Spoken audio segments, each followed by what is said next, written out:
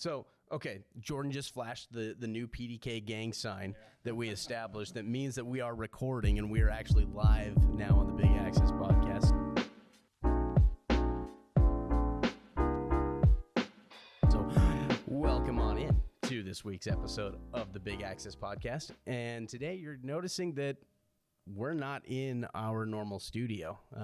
In fact, we are a long ways away from that studio. We are currently in Brainerd, Minnesota. Did I say that right? You did. Okay. Yep. Every time that I've had to think about it, I've been like, okay, brain and nerd, put those together. I hope that's correct. So I'm just glad to hear that I at least pronounced that correctly. Nailed it. Yeah. So we're what, about two and a half hours north of Minneapolis, and we are actually on site at a place called Shannon's Auto Body, and we are filming a case study with them today, which we are very excited about, and you guys should also be very excited about it. It is a really cool application that we're going to talk a lot about today, and kind of give you guys a teaser for what's going to happen with this case study. So I hope you guys are really excited about this episode, because I know I am. But today we've got a couple of different guests. We've got Shannon, the owner of Shannon's Auto Body. Thank you for joining us today. Thank you. And then we've got Digital Horizons. These two guys down here in the green, they are the automation company that came in to get everything going with this. And so they're going to talk to us today about kind of the needs that Shannon's had and how they came about accomplishing that. Everything from automating the projector screen and the blackout blinds that are in the room that we're in now, to installing access control and integrating video and Berg systems into it. So very excited. So thank you guys for jumping on. So let's go ahead and kind of have each one of you guys introduce yourselves a little bit more, so that way our guests have a good understanding of who you guys are. And then, we'll go from there. So Shannon, we're going to start with you, buddy. All right. I'm Shannon, kind of a local here. I've been here 28 years, just opened a new facility, been open for 3 months. As far as the security and access control, this is all new for us. It's working out very well. Still learning a lot of the system, but it's going very good. Well, thank you.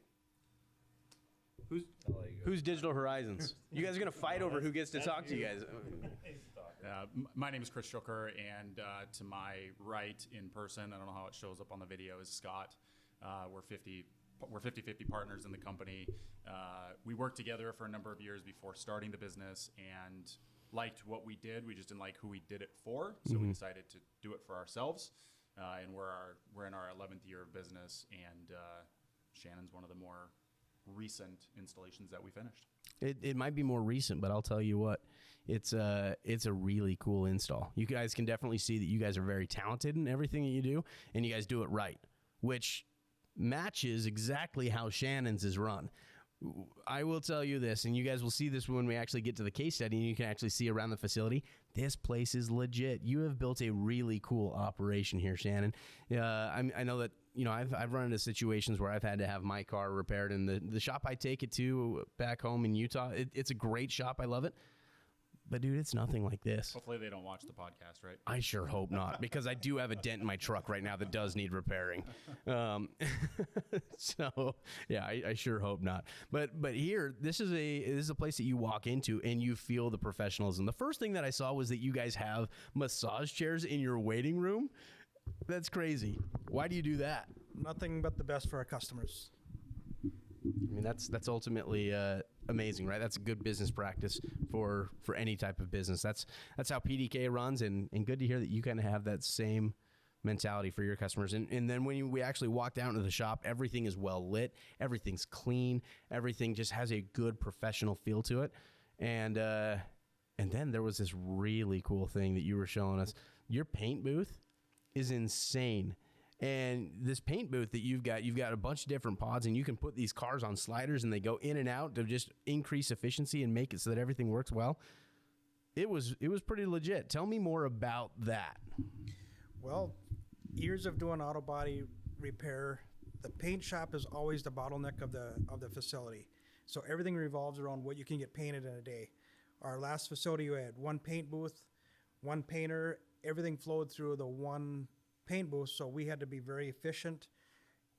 Never fails. Every time you get ready to move a vehicle, you go to start it, the battery's dead. And you got everything all masked up, so now you got to open the door, you got to unmask things, you got to open the hood up, get a find a booster pack that's fully charged and get on that vehicle to start it, to move it. Took all of that out with having a slide system where we can bring a vehicle in, put it on the tracks.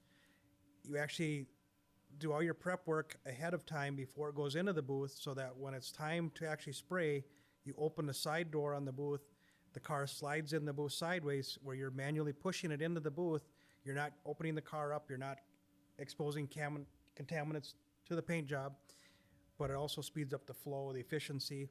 When the vehicle is done being repaired, sprayed, you can open the door up on the opposite side of the booth and slide the vehicle out, shut that door, go to the other side, and push the next vehicle in. So it more than doubled our efficiency in the paint shop. That is so cool. And that's one of the things that and one of the impressions that I got when you were kind of giving us the tour this morning is you guys are all about efficiency and all about making it so that your customer does have the best experience possible. And a big part of how you guys were able to create that efficiency is through how you guys utilized the security and automation in your facility. So why don't you guys over here talk to us a little bit more about what you guys came in and did here on this facility, how you kind of, because it was an existing business with cubicles and open spaces, but now it's an auto body shop, so it's had a serious renovation done to it. Yeah. But how did you guys come in to make it so that it can operate as, as a auto body shop, but with all the security needs to protect the facility, but then B, increase Shannon's efficiency? How much time do we have? The one thing I want to note that not being from the area, just a comment about Shannon's. Personally, I was really excited to work with Shannon because in our area, there isn't an auto body shop or repair center that has the reputation that they do. The understanding of the level that they do is like nothing compares. So it was exciting for us to be associated with Shannon and everything that they do. So I just wanted to make that comment. They're very well respected. Our discussion started. Shannon called me up and said, "Hey, we're moving locations. We're adding a shop, and we're not getting where we need to go with the technology. Can you help us?" And so him and I think we sat down from like 2 p.m. till like 7, just on a whim. Stopped in, brought plans in, reviewed what they wanted to do with the space, how they wanted to function, what the workflow was going to look like. There's a mixture of surveillance cameras that are there for keeping an eye on the interior and the exterior in the facility, so that when there's a vehicle in a parking lot, there's an eye on it to know if something's happening with it, to see when something arrives. There's cameras on the inside that are what Shannon wanted cameras on the inside for is primarily for workflow processes. So when he's in his office or his general manager is in his office, they can have the cameras pulled up and know when that Toyota Camry is supposed to be in slot 7, it's actually in slot 7. And so they don't have to walk throughout the facility, which is massive, like 40,000 square feet, I think is what it is. So with the 40 some odd cameras that are throughout the building, they have a snapshot of what's going on the outside, but then on the inside to keep the efficiency going. So when we talked about camera placement, it was done with all of those things in mind. So as you'll see, maybe in some B-roll of the case study, the cameras are serving all of those purposes. We obviously installed PDK for door access. You guys are our partner for that, and it's been phenomenal. That's primarily there to just make sure entrance to the building is limited. There's a schedule set up, so when the first employee comes in, it triggers it. The doors open when they need to. The security system is triggered to disarm. And then there's employee and guest entrances that are regulated, and throughout the day, obviously, access to doors that don't auto open are locked and secured when they need to be. And then like the room that we're in, which you probably won't see a whole lot of, there's a couple conference rooms and there's some audio systems throughout, and just kind of like a mix of everything of what we do went into the facility. That is really cool. And like I was saying earlier, the quality that you guys put into this is top notch. So tell us, Scott, I want to know a little bit more about the installation process and what went into getting this all put together. I know you've got a couple of Red Max controllers, cloud nodes, but they're all spread out throughout the building. Actually, they're not all brought back to one centralized location. Why is that? Well, just the sheer size of the facility, the wire runs, logistics have to be taken into account for everything, camera wire lengths. So there was a few challenges we ran into. A lot of days of just straight up pulling wire in this building. I mean, there's miles and miles of wire in here for everything. So, you know, it's an existing building. Some doors were new, some doors were existing, some latches were existing. Kind of had to adapt to every single door and every single situation individually. There wasn't really a constant like you would normally have in like a new install environment. So Yeah. it was definitely fun trying to get things figured out. Yeah, when we were walking around the facility and walking around the perimeter, seeing all the doors, I mean, you guys had everything from double doors that had to be secured with mag locks to latches, strikes, and even doors that are built for deliveries, right? Where the people need to come in and they use a credential that you go ahead and issue for UPS specifically, so that way they can go ahead and drop off deliveries to you guys whenever they bring their deliveries by. So it was pretty cool. Same thing with the gates too. There was Yeah. trying to figure out what gate controller shows up, and then figure out how do you integrate to it, and how does it work well, and so.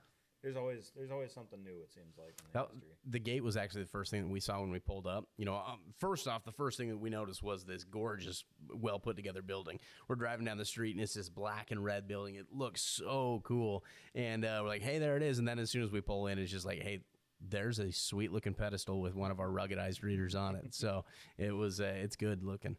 Yeah. So. Yeah, the gates is really cool. We've got 10 doors of access control and then 2 gates on it. We've got somewhere around 40 cameras, all with digital watchdog spectrum, so it integrates directly with PDK.io. So we can go and pull that bookmarked footage. We can go and view, you can view events there. You can create the soft triggers in the software. So pretty cool to be able to control all that. And then one of the cool things that you did too is you tied in the Berg panel. Yep. So wanted to make it simple for employees to show up and not have a bunch of codes out there for everybody. So they just use their credentials or their PIN code or whatever it is when they come in the morning. If the system's not disarmed, valid code goes through, a valid card goes through, it just disarms the security for them. That is so then you so don't have cool. to have managing codes for everybody, for every employee. It's just automated on the back end. Mm-hmm. Shannon, you were in our conversation earlier. You're saying that you have over 50 credentials that are out there in the field, right? Yes. So what is it like using PDK.io to manage all of those users and be able to make sure that they have access when and where they need it? It is very simple to integrate. Unbelievable how easy it was. Got a card, open up the app on my phone or on the computer. Matter of 2 minutes, I can enter a code in, give them a key access. They have a key code or they have an actual access code they can get in. I can limit the time that they come in. I can give them what do you call it, a group. So we could group it by employee, by management, by vendors. And a vendor might have access to certain doors. They can go into these 3 doors and that's all they have access to. Mm-hmm. Some employees can come through X amount of doors at certain times and that's all they have access to. Management, they might have 24-hour access to any door. So it's nice that we can separate and give each card that I hand out to someone, I can give them limited access to any part of the building that we like. Yeah. And it's simple to use. I like to hear that. Simple to use is very important. You talked about different vendors and giving other people access to your facility. First off, that's a very trusting thing to be doing, right? Giving them access to it. But access control allows you to be able to do that and have that level of comfort to give, permissions out to other individuals who you conduct business with, because you're able to go and pull those reports to see exactly when they gave access to, or when they gained access to the doors.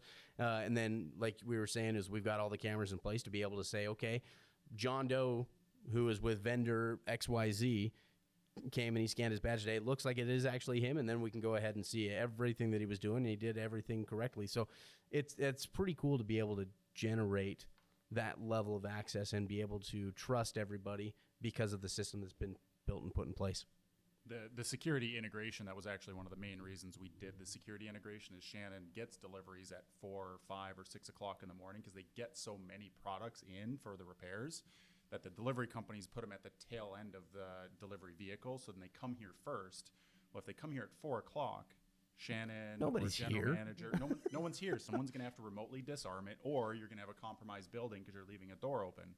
So that was one of the main reasons is we just set it up so that when people in those group codes for delivery show up at 4 o'clock, it disarms the security.